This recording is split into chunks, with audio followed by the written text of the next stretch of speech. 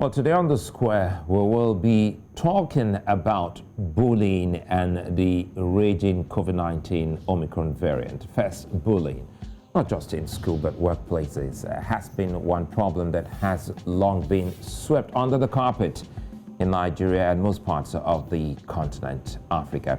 However, in recent weeks, it's become a topical issue, and unfortunately, that came only after the loss of a young life.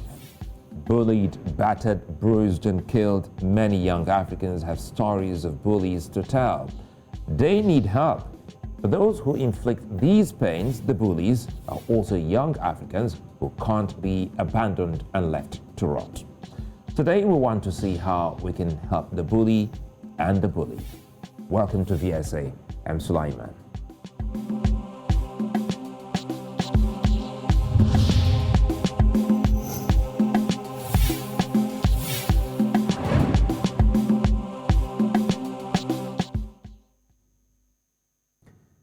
Bullying is a common problem throughout the world. It's an issue every country or school is dealing with.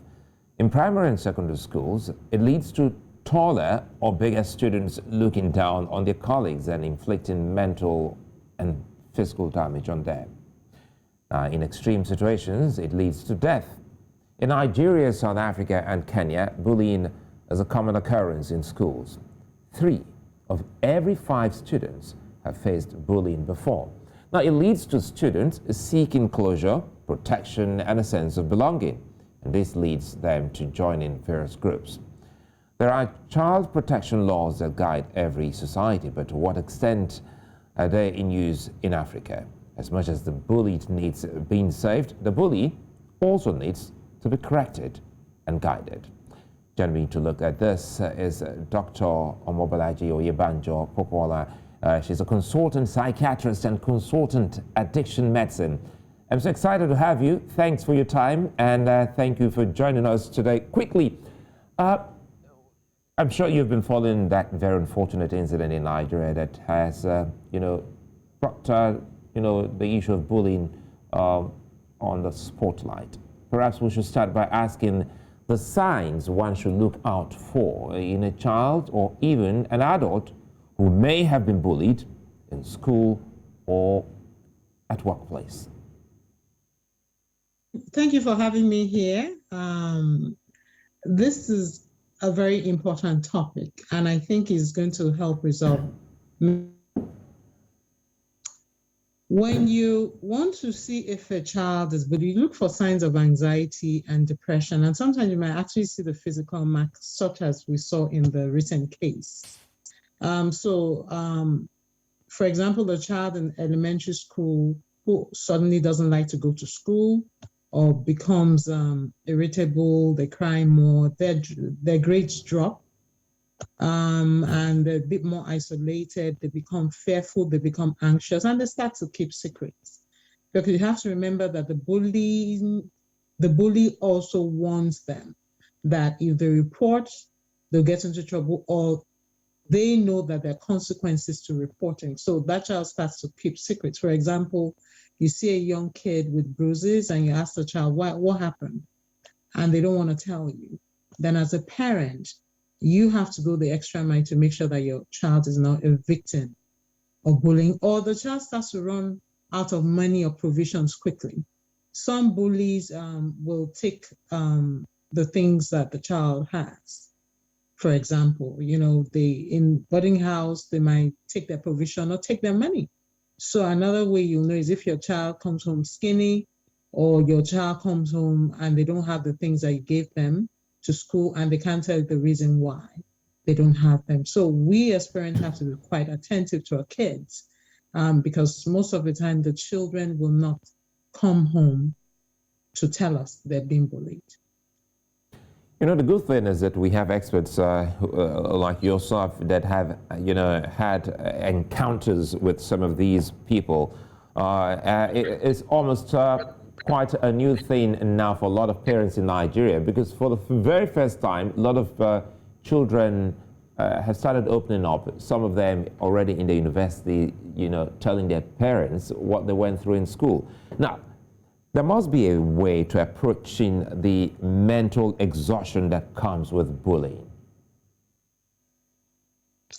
There are ways to address those issues. The first thing is that every parent should know their child. You must know your child. It's not enough that if the child gets irritable, then you think it's something wrong. He's been rude or he's been cheeky. Unfortunately for teenagers and little kids, the sign that they're in depression or sad is usually irritability. So imagine the average parent seeing their child become more irritable. The first thing is that, oh, you're getting cheeky, or you're rude, or you're not listening, or the child comes home and their school grades drop. The average Nigerian parent will not check most of the time for why the school grades drop, because we push them to academic excellence so much so that we forget that they're first human beings. So when your child comes home and the grade drops from maybe a 9 to a 60, the instinctive reaction is, what are you doing? You're not playing. You know, why are your grades dropping? But what you need to do, instead of accusing the child's going to keep quiet. I don't even want to say anything.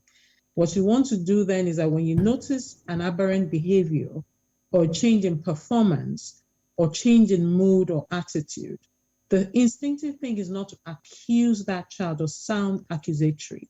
The intrinsic thing is to try and get to the bottom of it and become a listener.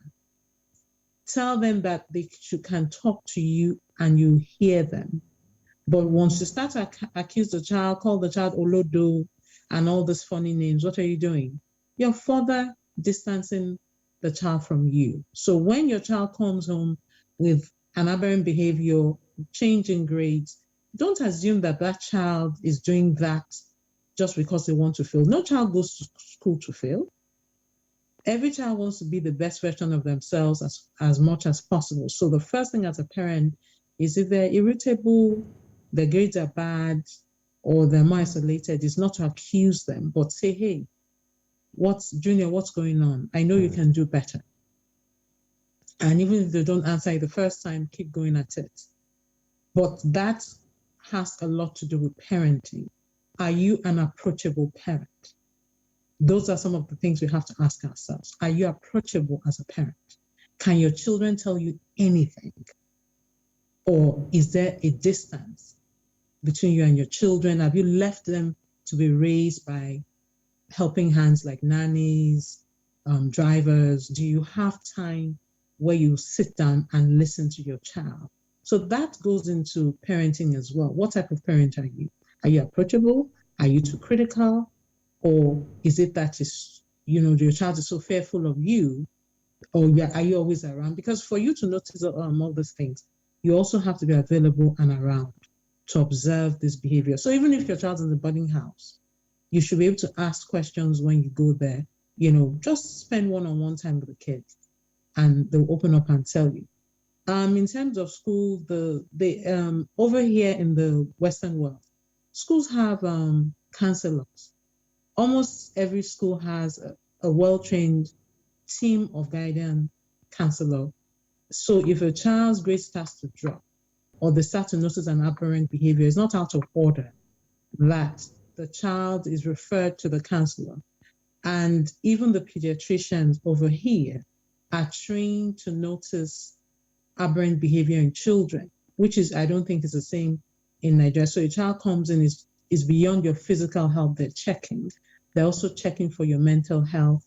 Are you fine? Are you okay? Are you feeling depressed? Are you feeling suicidal? So if look into it beyond the child, eventually one of them will get across to a child that is being bullied. You packed it all in one, because now the parents, you've asked that, some of the blame is with the parents, and again, you've also talked about the counselors that should also help, especially in schools, which is almost absent in many schools in Nigeria at the moment. Now, let's see if we can actually talk more about the red flags, about the signs which will make anyone identify who these ones are. But it will seem as if more of these are with the bullied. the bullies, they should also have signs and traits for such parents to know that, wait a minute, looks like my child is a troublemaker. The example starts at home. I think it starts at home. What behavior do you exhibit at home? How do you perform at home? How do you treat that house help? How do you treat that driver? How do you treat the people who work for you and who work with you? How do you treat people who are less fortunate than you? That's where it starts. So if you treat everyone kindly and with respect, children tend to emulate what they see. That's number one. The other thing is that has that child been a victim of bullying themselves? If somebody has bullied a child and they finally, imagine a tiny Form 1 boy or girl coming to school and they were being bullied, then by the time they're in Form 4, they're big enough. They didn't resolve it. They keep up the tradition. They themselves, some of the bullies have been bullied and they keep the tradition going.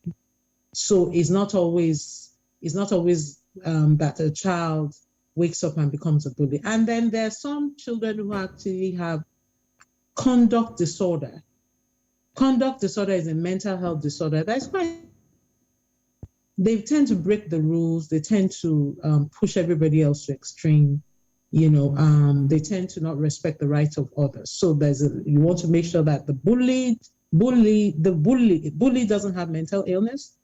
You want to make sure that the bully is not observing it from home by the examples around them. If the mother shuts down at the house help, then the bully will also think I have a right to shout down at everybody. I remember growing up, even when we had people working for us, my parents made it very clear that they were for them, not for us, and they treated them well. So if they watch you talking to them disrespectfully, you will go apologize. You dare not. So it depends. So if a child can sit down and call a household names in front of you and you don't intervene, what precedent are you setting? You're already teaching the child how to believe. If you talk down at your colleagues because you think you're better than them, your children, what monkey sees is what monkey will do.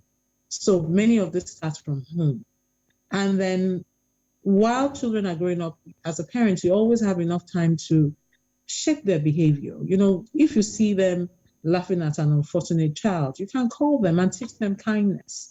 So lots of these things come and start, begin at home and are perpetuated by the way we allow or permit our children to conduct themselves.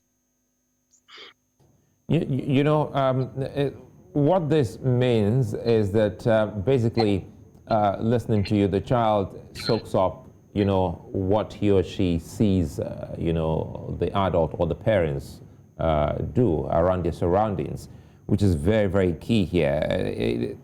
But in the case where we have a bad parent, it will be very difficult for that child to start getting help even from home. So it comes back to experts like yourself and even the counselors and maybe a very attentive and professional teacher. So what are the steps that we can take to help a child who shows such tendencies of being a bully?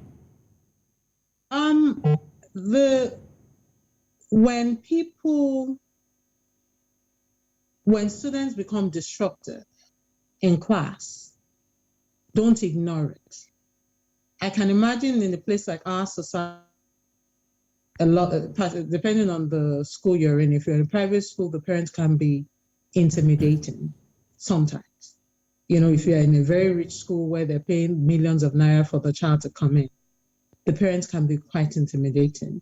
But you have to have policies that protects the bullied and protects every child. So much so that everybody has a right to be there. And if a child becomes disruptive or starts to disrupt another child's learning and growth process, we have a right to intervene. Every parent must sign up for that and stick to it. If a child doesn't stick to that, they need to know there are consequences. But beyond that is when you notice a child is a bully, or you start noticing aberrant behavior or signs. And how do you notice that? You have to be trained. Part of the training of teachers over here includes how to spot troubled children. The question is that, what quality of teachers do you have? Some schools pay their teachers well, and some don't even get well paid in Nigeria. They go for months without getting paid. So the teacher also has to be well paid, and so that they can be given the opportunity to observe the class beyond teaching. So it might be a teacher who sits in class and notices that the child is withdrawn and now refers to a counselor in the school. It might also be that the counselor comes and observes the student once in a while, and while talking to them, they notice that the child is different. But it takes a lot of training. You know, most people are not born with these skills. I mean, if I didn't go to school to learn that the first sign of depression in children is irritability, they start getting very angry. And imagine a child who is really quiet and they start getting rude. The average Nigerian parent will say, what's going on here? Who are you hanging out with that is teaching you how to disrespect me? So, but because of my training, when a child starts getting irritable, my first reaction is, this child is probably depressed. Let's find out why this child is acting this way. So the first thing is awareness for parents, training for the teachers, and training the counselors as well. In America, we have this thing called mandatory reporters. Mandatory reporters that it means that anybody who sees this child and eventually anything happens to that child and they don't report, they're in trouble. You know that a lot of children commit suicide from bullying. Therefore, if I see a child, it's not just that child's parents' responsibility as a doctor. Make sure there are no signs of imminent depression or suicide, because everybody gets into trouble.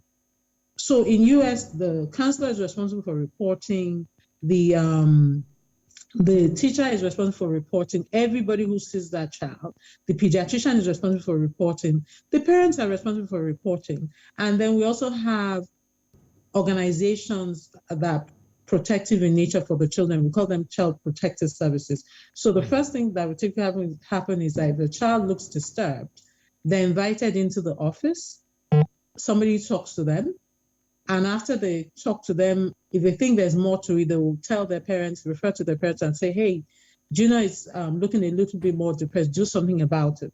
And that person will follow up with the parent till they do something about it. If they don't and something happens to Junior, everybody who has seen Junior is in trouble. So it starts from valuing, if we go higher, it starts from the government valuing every child's life, because those agencies can only be set up by governments who value that the children are our future and that we must protect every single Nigerian child.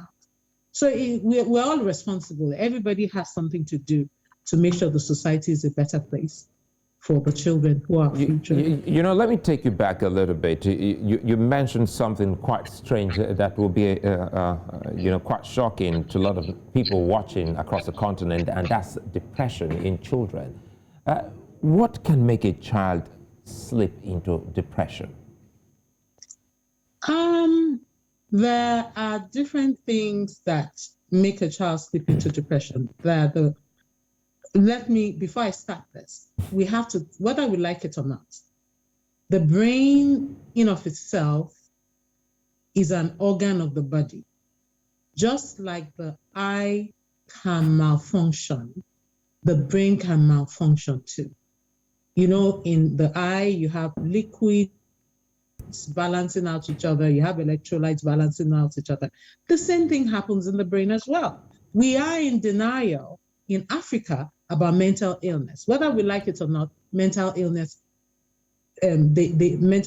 exists. So the first thing is acknowledging that it is not a stigma for somebody to have mental illness. The second thing is to accept that there are treatment for various mental illnesses. It's not as if that's the end of it all. It's not every child who has a mental illness that is possessed or is a witch or something. And and there are professionals out there. One of the things that we have to do is also encourage schools. I hope government policies will encourage more people to go into child counselors. What I see out there is that there are many people in Nigeria who say they are coaching this, coaching that, coaching this. The brain is part of the body, has physiological functioning that you can't just trust it to anybody. Everybody thinks that, oh, I can just coach, I can talk to you.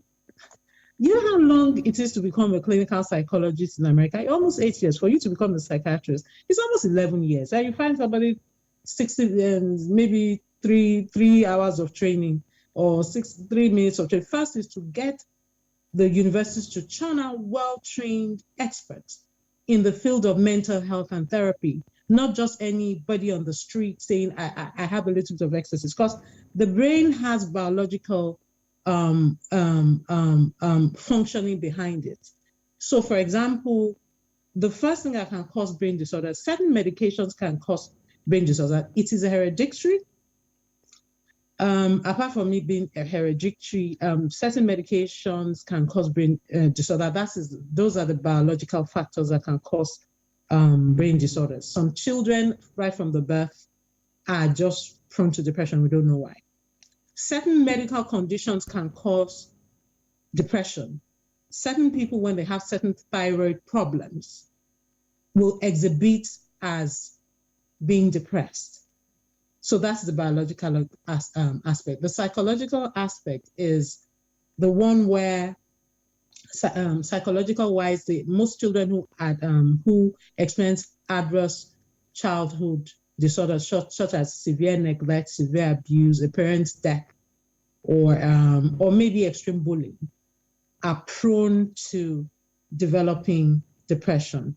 Environmental has a lot to do with school environment. Maybe there's hardship in the family, the parents are not at home, the parents have outsourced the training of the child to a caregiver because they're chasing money. Of course, everybody has to provide for the children, but there has to be a balance. How much do you really, really need, as opposed to how much do you want? Do you have to does this child need you to buy them all these presents, or they will rather have your presence in the house? Many parents go around, oh, I'm working hard to buy this child this, buy this child that. That's not what the child needs. What the child needs more than anything else is supervision and your presence. So we as parents also have to make sure we're examining ourselves to know how well we're helping our children becoming the best version of themselves. So as I said, there are biological reasons, causes. Some medications will cause the side effects of depression. There are psychological causes. There are environmental causes. So this is a big deal, because when you look at certain brains and you compare the brain of a regular person to the brain of the depressed person, the brain of a depressed person, in certain areas, they look smaller. In certain areas, they look smaller. If you look at the neuroimaging studies, the neurotransmitters level differ. So that's why I wonder why Nigeria still permits a lot of people who are not trained to say they're treating depression. Many of them, this depression ultimately leads to psychosis or suicide. So why should you trust that aspect of something so important in your child's life to a quack? So the first thing is churning out good professionals, making sure there's a regulatory body, making sure parents are aware of the help out there, and taking away the stigma of mental illness. There are lots of Nigerians who are mentally ill. How many of them go for help? And certain lack of nutritional factors also can contribute to depression as well. So it's a very complicated disorder. Just as you will talk about diabetes or heart disease, they're multifactorial. The brain also has multiple things that can make it function abnormally. Well, quite a lot, honestly, quite a lot to get out of you, because first we're looking at the home front. Now, as we close, you talked about the home front, you talked about parenting, you talked about guardianship, you talk about counselors who should also be there for these young ones, and you also talked about those who are pretending to be experts to helping these ones. So we seem to be in a dire strait now. In closing, what other recommendations do you have for countries on the continent, Nigeria inclusive? The thing I'll say will be aware. Your brain, as a man thinks, so he is. We need to start making our brains our priority. One of the things we've done is to stigmatize any brain disorder. Accept that as the eyes can misfunction and as the heart can misfunction, the brain also can misfunction too. The truth is that we now have neuroimaging studies, we have scans that show when the brain works abnormally. Number one is awareness. Number two is taking away the stigma. Number three is trying to understand the signs and symptoms of depression or brain disorders. I wish that I, in my own little way, I do a lot of awareness work just to teach people about how the brain functions. And then the government can step in. The children are our future. In a place like America, once they notice a child has any special talent from one, they already have somebody in the school grooming that child and exposing the child to professors in other universities so that they can bring out the best in that child and use the child to solve the problems of the future. We need to start taking care of our human capital, and it starts from childhood. These children are our future. So therefore, in terms of policies regarding education, the government has to make sure to ensure that we have policies that make sure we educate the children well, policies in healthcare and provision of healthcare services that can address the problems regarding mental illness. Schools should be regulated. Schools should be regulated, and part of it now should be, I hope that with this now, part of it should be questioning how well trained that their teachers are to regulate to understand mental illness. Because if you're going to leave the children and only visit once a month, guess what? The housemaster and the teachers will probably see the depression before you see the depression. So schools should be regulated, and parents should start asking the question, how will you identify if something is gone wrong with my child? Do you have the facility to identify? Because I'm keeping my child with you for a month, and in between coming during visiting days to see the child once a month, the child might have been depressed for a few weeks before I get to the child. So is there somebody actively checking my child's mental health? The teachers must be trained, and then regulation of the professionals out there, licensing bodies. And the schools also must be, there are things we call critical incident report. If you have a licensing body, the licensing body can insist that if anything out of the ordinary happens in the school, it must be reported to the licensing body so that they regulate. It's the same things kids have will come in and shut the school down. And most important, parents, know your child. It's not every child that will thrive in the boarding house. You can have 4 children, 3 will do them, 2 might do well, another 2 might not do well. They have different temperaments. There's some children who are fighters. They will stand up to a bully, but there's some children who don't have that mental strength. And it's not because they're weak, they just have different temperaments. Finally, parents should lead by example. What for the bullied, they see it. They see it at home. Most of the time, they see it in the environment. Or have they been bullied and you fail to observe it, and then that behavior gets perpetrated. So I think it's something that is not one person's Certainly. fix. All of us will have to put our hands on deck to fix it. I think that's a fine place for us to wrap up. Everyone's, it's everyone's task. And just so you know, pretty soon we should be reaching out again to you, because to talk about Nigeria and Africa's drug problem is getting way out of hand. I must thank you very much for being such nice company, Dr. Omobolaji Popoola, Consultant Psychiatrist, Consultant Addiction Medicine. Thank you for your time. Coming up on VSA, Dr. Peter Imoesi joins me after to unpack the many issues surrounding the Omicron variant as UK removes all 11 countries from red lists. Join us again.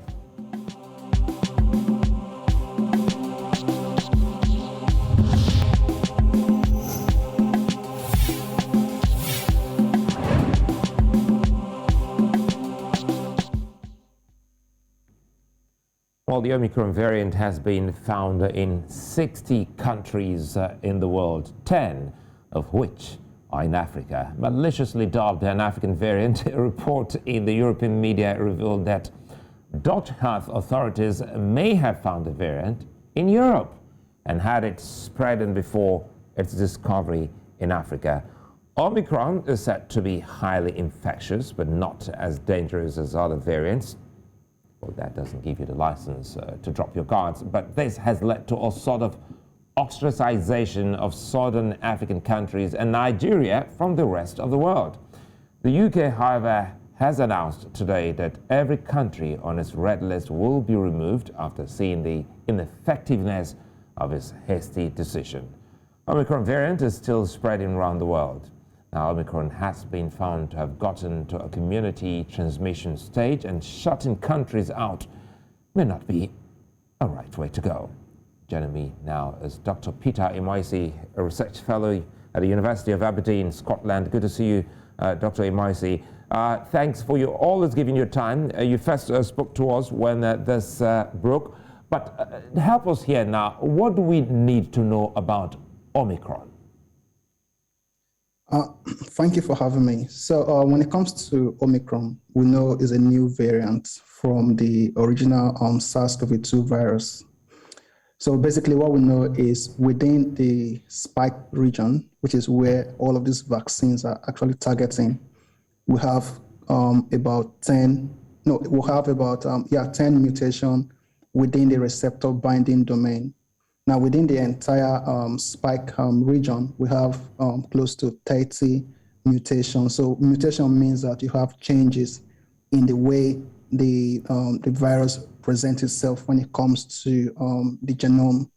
So basically, what that means is if these changes occurs within the same spike region, wherein the vaccines are actually targeting, it may likely have an invading ability to escape any form of vaccine-induced immunity. That's why we have a few worries within the science community right now. So that's the molecular undertone when it comes to the mutations within the spike protein. But in general, we have close to 50 mutations with Omicron.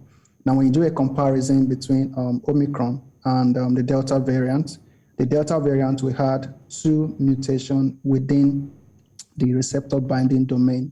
Whereas with the Omicron, like I said initially, we have 10 mutations within the receptor binding domain, then 30 in total within the entire spike region. Then I think with the Delta, we had 10 within the entire spike region. And that is why there's a little fear within the science community, wherein we know that once these changes occur, these vaccines we have now may likely not be so effective going forward, hence the need for a booster dose. Looking at this, you talked about mutations and the changes. Is it safe for us to now say we haven't seen the last of a new variant? Of course, yes, we've not. RNA viruses are known to mutate over time. That is given. So it's not new that we're seeing variation or variants springing forth every now and again.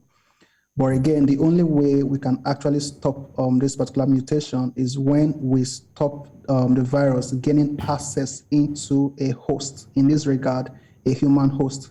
So it is only when the virus has access into a human host, it has a capability to replicate. Now, when the virus replicates over time, it leads to mistakes. So once this virus keeps replicating, it's going to have mistake along the line. So in human, we have a correcting factor when we do replications, but in viruses, there's no replicating factor. There's no replicating control for viruses. So So what that means is that if you're trying to spell a word, for instance, let's say Omicron, if you're trying to spell that in human, if there's a mistake with the N, then you replace that with M. The human genome has a capability to say, you know what, oh, that's supposed to be an N, not M, then to change that immediately. Whereas in viruses, they lack that capability. Now, when it comes to mutation, when the virus stays longer in a particular host, that is when it keeps replicating over and over and over again. And by so doing, it's going to encounter mistakes. And once these mistakes set in, then you may likely have a different variation completely from the initial virus. So, Dr. Peter, sorry to cut you here. So I'm trying to liken it to the computer. So somehow, like for humans, they have the autocorrect. But for the for the virus or the viruses, they lack the autocorrect mechanism. Perfect. That's it. Yes. Yes. So once the virus stays longer, it's going to replicate and make much mistakes along the line. Since the virus lacks that autocorrect, then you're going to have a variation, and that is when you say a variant has emerged. There's something, you know, as humans, one of the key things or key concerns for any human is to always ask how dangerous or fatal this particular or any variant is. Now, we're asking about Omicron. How dangerous is Omicron? When I checked through the covariant database, that is where you have all of the genomic sequence deposited by scientists around the world. I was able to see a shared mutation between the Delta, Alpha, and Beta, and a couple of other variants we had before the Omicron. Now, what that implies is Omicron has a kind of combination of all of the other key mutations that we saw with Delta. Again, when you look at the way, when you say if it's going to be dangerous, we can't really tell for sure because one, don't forget that right now, we do have vaccines already rolled out. For instance, in the UK, we have more than, I think, 70% of people who are fully vaccinated with a second dose. And we're also going out for the booster dose right now. And also, we also have other public measures already in place. Number one is we have the lateral flow test or PCR, depending on the country you're in. We also have the face mask, the N95 face mask. Then we also know that once you keep your environment, let's say your enclosed environment well ventilated, you have the capability to ensure that that particular virus is well dispensed out of your environment. We all know these public measures already. So when it comes to if the virus is going to be deadly, we can't say for sure because we know that when it comes to the fatality and the case effectivity, there's always a 2 to 3 weeks time lag. So going forward, maybe the next 2, 3, or 4 weeks, that is when we can easily tell if this is actually very fatal when it comes to the virus itself. But again, you know that age demography will also play a role in this particular infectivity when it comes to the virus. So take, for instance, in South Africa, they do have a relatively young population. So you can't really extrapolate the outcome in South Africa compared to the UK or the US per se, because this particular population, they do have people with high comorbidities. Also, when you say something is mild or moderate, for me, I want to be very careful in that regard, because there's a study that came out recently in the UK where they did a brain scan of people. So we have the UK Biobank brain scan in the UK. And in this biobank, before the COVID, we did a brain scan of over 500,000 people. So recently they called them back to check what is the level of their brain gray matter. And what they realized was that people who are infected do have a significant reduction in their gray matter compared to people who weren't infected with the SARS-CoV-2 virus. And the specific areas where they looked at, for instance, the olfactory bulb, that is the area of the brain responsible for smell. And that same area is linked to Parkinson's disease as well. So for now, we can't tell the long-term effects of people getting exposed to the SARS-CoV-2 virus. That is why when it comes to vaccination, it is actually good to go get the vaccines because, for instance, we know that once you're vaccinated, you do have the machinery to fight off the virus, reducing the level of stay of this virus within your system. Whereas if you are unvaccinated and you do have a number of comorbidities, you're going to allow this virus to stay longer in your system. And by so doing, it may likely leave behind some debris. And at the end, it may lead to the stability within this population. So take, for instance, in Nigeria, where we have a number of people who are asymptomatic. Well, you can be asymptomatic, but you never can tell the repercussion when it comes to the effects this particular virus is going to have in your brain. So in the next 5, 10, 15 years, I'm going to have a number of people who are disabled or who have a number of disabilities when it comes to their brain capacity. We don't know. And that is the real message we should be passing across to the general public right now. It's not enough to say the virus is not killing us. It's more about the lasting effects this virus is going to have in individuals when it comes to the overall well-being of our population. Well, as scary as this sounds, but it's a good information that the people can use, especially knowing full well that Africa has vaccinated, Dr. Imoesi, just 7% of its population. It's greater in other parts. So let's talk about this, talk more about this. How much of a risk is this continuous inadequacy of vaccines in Africa? So it's a pocket of issues here and there. One, we have low vaccine availability on the continent. That is one. Then two, we also have the other arm of that particular problem, which is vaccine hesitancy within the same continent as well. So for instance, even though you have the vaccines, how many persons are willing to come forward to take the vaccines as it were again? So it's more like a two-arrow kind of problem. One, there are no vaccines. Two, once the vaccines arrive, are people willing to come forward? Again, the problem now is we can't really tell the actual variants we have in Africa, because when it comes to the genomic surveillance, the only country in Africa that is really doing very well is South Africa. And South Africa actually is leading a number of Western countries around the world when it comes to their robust genomic surveillance. And that is why they were able to detect this particular Omicron. Now, take for instance Nigeria. Are we so sure that there are no other variants apart from Omicron within Nigeria? We can't tell for sure. And that is why when it comes to genomic surveillance, we need to kind of up our game in that regard. That is one. Also, when it comes to the vaccination as well, this is why we need to change our messaging, because the current messaging is that, oh, once you're vaccinated, you're not going to die, you'll not end up in the ICU, blah, blah, blah, which is true. But the main issue here is, if you get infected with SARS-CoV-2, even though you are mild or you are asymptomatic, the chances that this virus may likely have a significant effect in your brain is there. Now in the UK, from the last report I saw, I think there was a report that says we have close to 1 million people who are long haulers in the UK right now when it comes to COVID-19. So if you have 1 million people with brain fog and what have you in the UK, what is that particular population when you extrapolate in a population like Nigeria that is 200 million people, or in Africa that is 1.2 billion?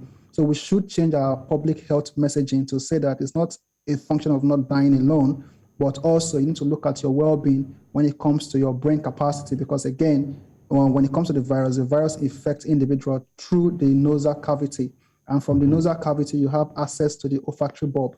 And that is why in the early days of this particular pandemic, the first clinical symptoms we saw was loss of smell and taste. And again, the brain is responsible for that. So if this has capacity to infect your brain, it will likely lead to some brain damage in future, but we can't tell for now, because when it comes to neurodegenerative diseases, it takes a long time before you can detect any form of degeneration within a human brain.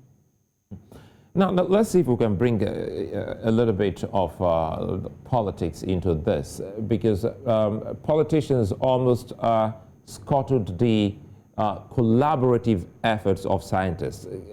A while ago, you said to us, you gave me a very vital information that you were able to look into the pool of what other scientists are doing. And that's because every scientist across the world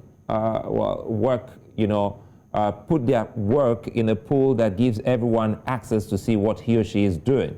And with the politics that came in with the red listing of some countries, if that hadn't been reversed, would that have had any kind of adverse effect into the collaborative work amongst scientists across the world? Sulaiman, I think I was really disappointed when I saw that mix of politics and science, because, for instance, if South Africa were not open to what that's the word, open. exactly, if they were not open to what they have in their country, no one will know about Omicron actually. So right now, when it comes to human behavior, for me, if I'm in that particular situation, let's say I'm a South African, let's say I'm South Africa, for instance, as a country. Next time I'm going to say, should I give out this information to the public? Because the last time I did that, I had a real big stick on my back. And that is where I think we've really let our guards down when it comes to politicians, public health policies, and what have you. Because again, if you're saying that, oh, this variant originated from Africa, you don't really have that evidence to nail that to South Africa, for instance. Because, for instance, we're also told that these particular cases were detected from diplomats, international diplomats that came into Botswana and South Africa as well. And again, there were also reports that this variant was also detected long before South Africa cried out in the Netherlands. So if you were going about saying, oh, you're going to lock us on certain countries in Africa or around the world, I think that was just mere politics and not the science per se. But again, people will have a different argument to that. And the other argument is if you're saying that you're locking out people from your country and the variant is also in your own domain, you have, or for instance, you have this the football stadium weekends, they are filled to capacity. The O2 Arena last or 2 weeks ago was filled to capacity for 3 days back to back. So if you are encouraging this kind of event, then you're saying you're locking out international. For me, I will allow international to come into my country, one, because they have a well-regulated mechanism. You need to present a PCR test 48 hours before boarding. And once you arrive in my country, you need to isolate for the first 5 or 10 days, and you do your PCR within the second day as well to see if you're negative. So that is even well regulated and controlled compared to your own home country, where you have all sorts of activities going on simultaneously when it comes to the festive season. So when you go out right now in Aberdeen, there are a lot of gatherings here and there and celebrations here and there and what have you. And these kind of activities, you can see that people are not really adhering to the face mask and the social distancing and what have you. And that, again, is what the virus thrives with when it comes to effectivity and transmissibility as well. And again, when you look at Omicron is highly transmissible because when you look at the mutation within the spike protein, it has a pocket of mutation from Delta, a pocket of mutation from Alpha, plus its own mutation as well. So again, that particular policy from countries was actually not necessary in the first place. Well, a whole lot for politicians to learn from scientists across the world, honestly. Quickly, the booster vaccine. Tell us more about the booster shots, because for some of those in Nigeria and other parts of the continent, they're looking forward to having that again. Is it necessary? Yes, from the data we are seeing now, we are seeing that if you are boosted, you do have a significant level of immunity raised to a level that is able to combat the Omicron and also limit the level of effectivity, hospitalization, and severity as well. So that is what we are seeing at the moment. Whereas people who are double vaxxed, they are likely exposed. Once they are exposed to the virus, they may likely have infection.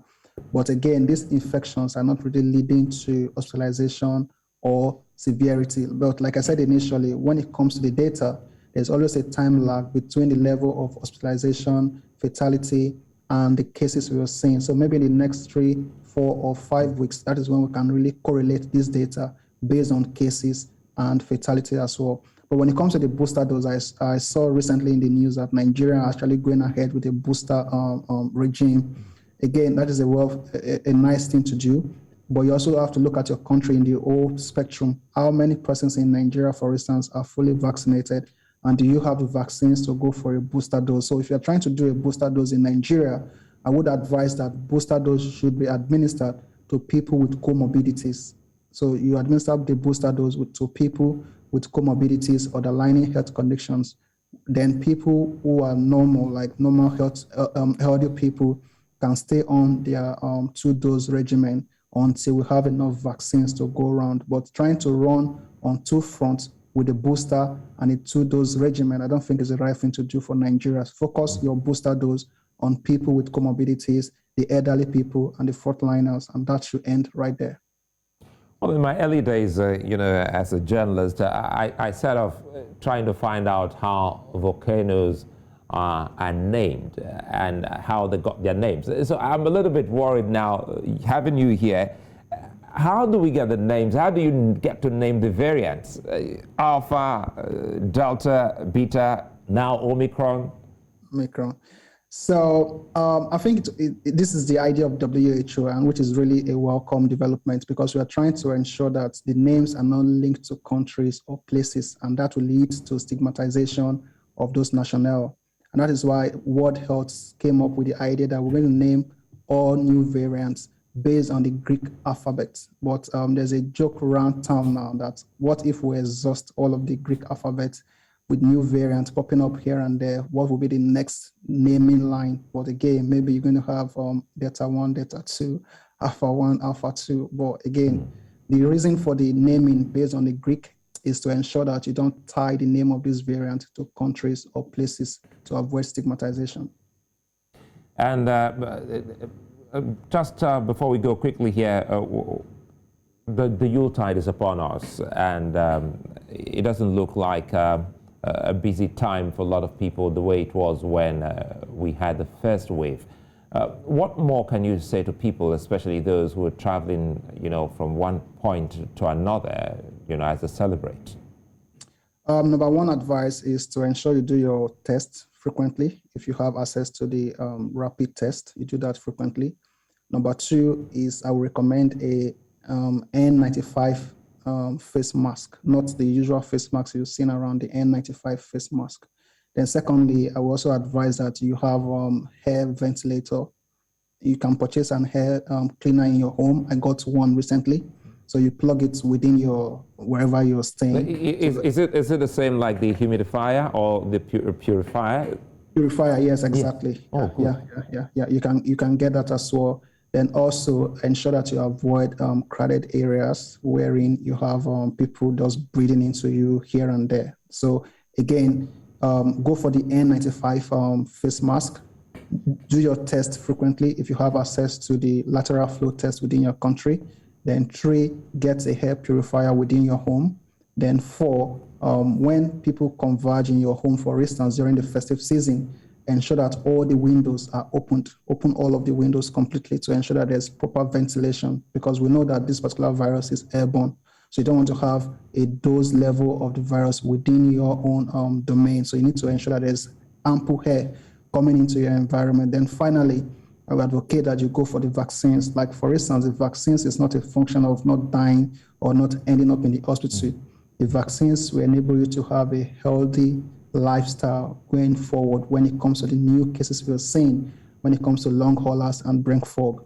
And that is the reason why right now we should change the public health messaging to say, when it comes to vaccines, it's not only a function of dying from the virus, but also it's going to give you a robust lifestyle when it comes to the brain activities and what have you in the nearest future. Well, this is a fine place for us to leave it today. Dr. Peter Imoesi, a quick in here before I leave you. Away from the Omicron, I follow you on social media, and I realized that you are the karaoke. Yeah, I decided to do outside of science activities to see if I'm good to take my new career. And your choice of music, and what's your genre? Reggae, right? Yes. So my elder brother loved reggae so much, so that's where I got my influence from. And of course, Bob Marley is one of my favorites. Lucky Dube, Peter Tosh, and the rest of them. Well, if we don't get to see before Christmas, Merry Christmas. Exactly. I wish you the same as well. Thank you very much. It's been a loaded one today. Many thanks to Doctors Popoola and Imoesi. Many thanks for being good company. I'll see you again tomorrow. Bye.